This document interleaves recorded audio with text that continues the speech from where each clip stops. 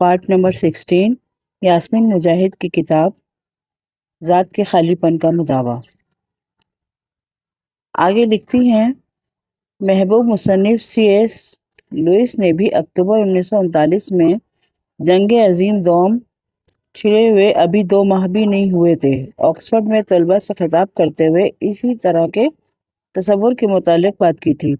اپنے خطاب میں اس نے یہ سوال پوچھتے ہوئے اپنے خطبے کا آغاز کیا کہ کیسے ممکن ہے کہ زندگی معمول کے مطابق چلتی رہے۔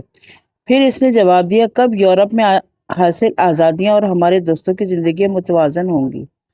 جنگ نے قطعی طور پر کوئی نئی صورتحال پیدا نہیں کی، اس نے صرف مستقل انسانی صورتحال کو سنگین تر بنایا ہے کہ ہم اسے مزید نظر انداز نہ کریں۔ انسانی زندگی تو ہمیشہ سے ہی کھٹ کے ککر پر ٹکی ہوئی ہے۔ لوئس نے اپنی بات جاری رکھی، جنگ نے ہمیشہ موت اور رنج سے خوفزدہ کیا کسی بھی فرد کو، اور خصوصاً کوئی مسیحی، جیسے یروشلم کے قریب وہ باغ جہاں جناب مسیح کو دھوکے سے گرفتار کرایا گیا۔ یاد ہو، ان چیزوں سے تعلق ہونے کے لیے کوشش کرنی پڑے گی، لیکن ہم اپنے تخیل کے وہموں سے بچ سکتے ہیں۔ جنگ موت کے ساتھ کیا کرتی ہے؟ یہ اس کے تسلسل میں کوئی بڑا اضافہ نہیں کرتی۔ ہم میں سے ہر فرد کو مرنا ہے، اس شرح میں اضافہ نہیں ہو سکتا۔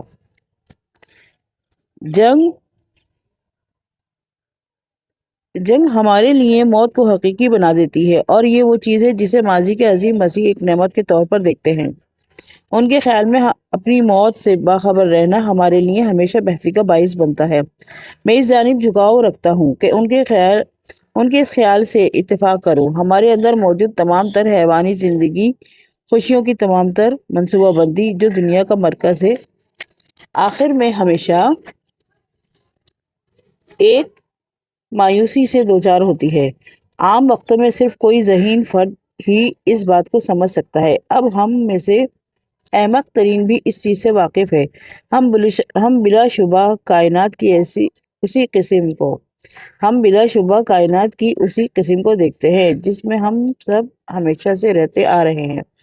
ہمیں لازماً اس کے ساتھ ہم آہنگی پیدا کرنی چاہیے۔ تعلقات میں ہماری آزمائش۔ جب ہمیں اپنے تعلقات کے حوالے سے آزمائش کا سامنا ہوتا ہے تو اس قسم کی آزمائش مختلف نوعیت کے مقاصد پوری کرتی ہیں۔ خدمت۔ جب ہمیں خدا کی طرف سے تحفے دیے جاتے ہیں، مثلاً علم یا کوئی صلاحیت یا ٹیلنٹ، تو یہ تحائف آزمائش بھی ہوتے ہیں۔ یہ ہمارے لیے باعث اعزاز ہوتے ہیں، لیکن یہ ہمیں ایک ایسی نہج پر پہنچاتے ہیں جب ان کے طفیل ہم مددگار ثابت ہوتے ہیں، خدمت کر سکتے ہیں اور دوسروں کو بچا سکتے ہیں۔ اگر ہم ان تحائف کو اس مقصد کے لیے استعمال کرتے ہیں تو ہمیں مزید بخشا جاتا ہے، نوازا جاتا ہے۔ ہماری آزمائش پیار کے ذریعے بھی ہوتی ہے جب ہمیں اس سے نوازا جاتا ہے، اور بہت سے لوگ اس وقت اس امتحان میں ناکام ہو جاتے ہیں جب وہ اشتہار سے زیادہ بخشش کی الفت میں مبتلا ہو جاتے ہیں۔